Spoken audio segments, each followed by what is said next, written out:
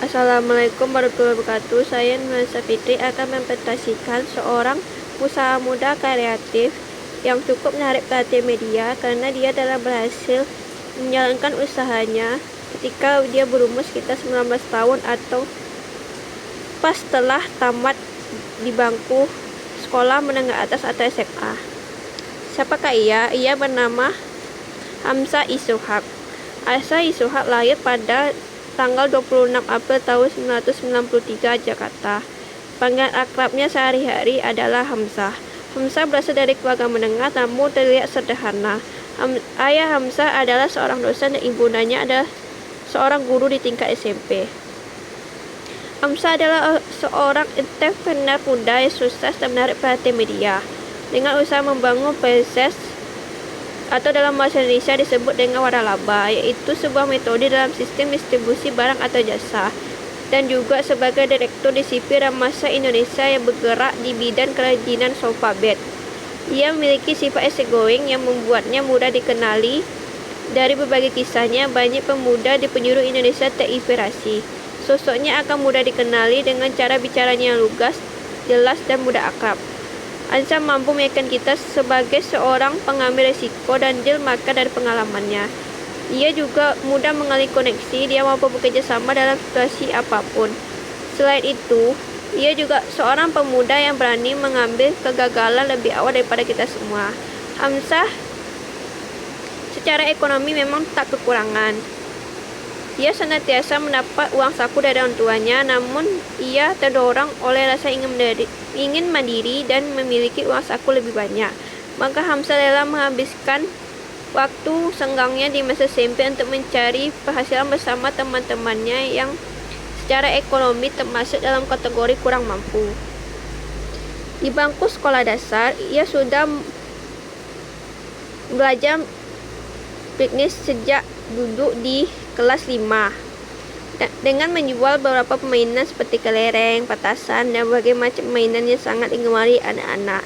Tidak hanya itu, dia pernah menjual koran, layanan ojek payung saat hujan, dan mengamen bersama teman-temannya. Bahkan dia pernah menjadi seorang tukang parkir. Ia sangat senang bergaul dengan teman-temannya dari kalangan tidak mampu atau menengah ke bawah, sebab mereka tidak gengsi atau malu-malu untuk diajak ngamen atau berjualan koran. Dia dan teman-temannya melakukan hal itu secara diam-diam tanpa sepengetahuan orang tuanya, sehingga keterampilannya dalam mencari duit pun berlanjut sampai ke jenjang SMP. Di SMP, dia sangat senang bermain warnet, sehingga uang saku yang diberikan orang tuanya selalu kurang, sehingga dari situlah dia mencari duit tersendiri. Hobi dalam bermain game online ternyata membuahkan pundi rupiah buat dia. Pasalnya, ketika dia meraih level paling tertinggi dalam satu permainan, lalu dia jual level game tertinggi tersebut kepada rekan atau lawan permainannya secara online. Dari hobi tersebut, dia pernah menjual level atau satu game online-nya senilai Rp1.200.000. Di bangku sekolah menengah atas, pada usia 18 tahun pun,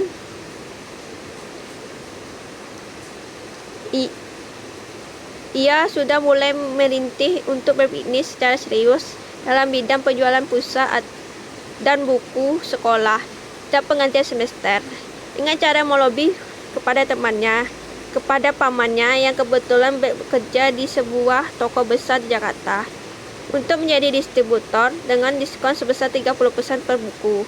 Buku tersebut dijual kepada teman-temannya dan kakak kelasnya. Strategi yang dia gunakan adalah dengan memberikan diskon kepada mereka 10%, sehingga keuntungan yang dia dapat pun sebesar 20% dari setiap buku yang dia jual pun.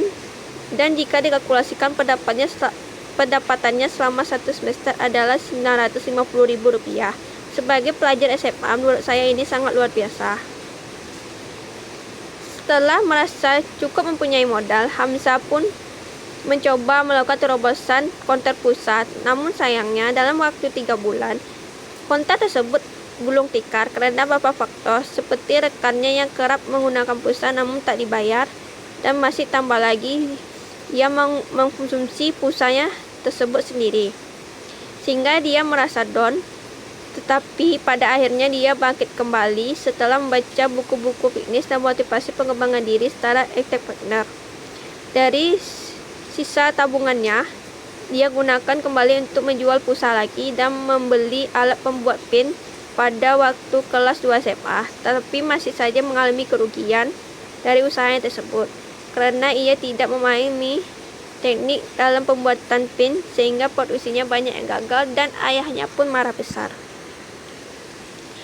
Namun Hansa tidak berputus asa. Dia kembali merenungi kesalahannya dan membaca biografi pengusaha-pengusaha besar. Tak lama kemudian itu, ia menjual snack-snack roti dan bawa keuntungan 5 juta. Setelah itu, ia ketemu dengan mitra bisnis yang menjual franchise bimbel seharga 175 juta. Tetapi Hamzah tidak punya uang sebesar itu. Lalu ia meminjam uang tersebut kepada ayahnya.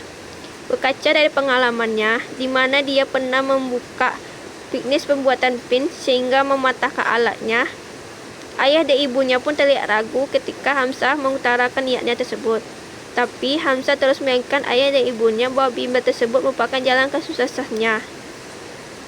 Kemudian ayahnya meminjamkan uang 70 juta rupiah tersebut yang dibelikan untuk mobil. Lalu Hamzah pun melobi mitra princess bimbel tersebut dengan membayar 75 juta rupiah terlebih dahulu dan sisanya 100 juta rupiah untuk dicicil. Lalu dia langsung menghubungi pembicara seminar untuk lebih lanjut ketika izin itu datang. Ia mempelajari serius semuanya dari marketing, keuangan hingga prospek. Dia benar-benar ingin menekuni bimbelnya. Dia mengambil alih satu sistem, semua pengajar dan juga utangnya. Untuk pemilik bimbel bukanlah seorang memanfaatkan keseriusannya atau sejenis penipuan. Bisnis mengambil alih punya satu tantangan sendiri, berbeda dengan bermulai dari nol. Ia harus menjaga semuanya tetap stabil dari awal. Ia harus memastikan dengan datang sendiri ke bimbel tersebut, lalu berdiskusi dengan pengajarnya. Jika dia tidak benar belajar dari kesalahannya, sudah pasti bimbel tersebut akan runtuh. Ia memang tidak mau setengah, apalagi modal yang dikeluarkannya adalah uang mobil senilai 70 juta rupiah. Dia terus fokus untuk mengembalikan uang tersebut dalam membentuk mobil untuk ayah dan ibunya. Jika berhasil bertahan, bimbel tersebut terlihat hasilnya lambat laut. Jika tidak ada media promosi, bukan perkara mudah. Dia bisa diibaratkan sebagai mengambil alih perusahaan utuh. Hamzah harus membayar mahal serta bekerja keras mengikuti alurnya. Dengan kemampuannya menganalisa, ia yakin melawan rasa takut akan kerugian. Berhasil mengembangkan usaha bimbelnya hingga total ada 44 cabang. Lalu berapakah yang ia dapat? Dia mendapatkan 730 juta per tahun. Sebuah nilai yang sangat tinggi untuk pemuda yang berumur 19 tahun. Tidak puas hanya bimbelnya tersebut, Hamzah mulai merambah ke dunia sopapet. Dari mengambil alih usaha orang lain, cara yang hampir sama dengan bimbelnya. Mungkin juga bakatnya mengambil bisnis.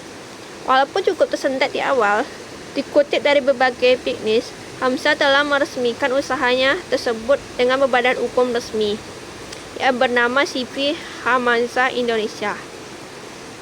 Ia resmi menjadi direktur utama di perusahaan kerajinan sofa tersebut. Setelah lulus SMA pada tahun 2011, omsetnya pun mencapai 100 juta per bulan. Hamzah Isuhak, sang pengusaha muda, memiliki prinsip tersendiri mengenai entrepreneur atau wirausaha. Lalu apakah prinsip tersebut? Prinsip ini sangat berlaku juga bukan buat dia saja tapi buat kita semua. Yang pertama, harus memperbaiki kualitas hubungan dengan lingkungan. Yang kedua, bagi Anda yang ingin melakukan bisnis, janganlah mulai dari nol. Yang ketiga, jangan pernah jadi seorang NATO atau no action take only. Yang keempat, perbaiki hubungan dengan Tuhan dan orang tua. Yang kelima, ingatlah kepada sesama. Berikut ini ada patok-patok tunjuk kesuksesan AMSA. 1. Bergabung di komunitas pengusaha. 2. Take over. Ketiga, take less do more. Yang keempat, perbaiki hubungan dengan Tuhan dan orang tua. Selanjutnya ada prestasi yang diraih oleh Hamzah adalah 1. Entrepreneur muda terbaik versi Ciputa Entrepreneurship pada tahun 2011.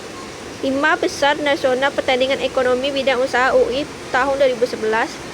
Yang ketiga, menjadi finalis nasional instruktur muda mandiri pada tahun 2012 versi Indosat.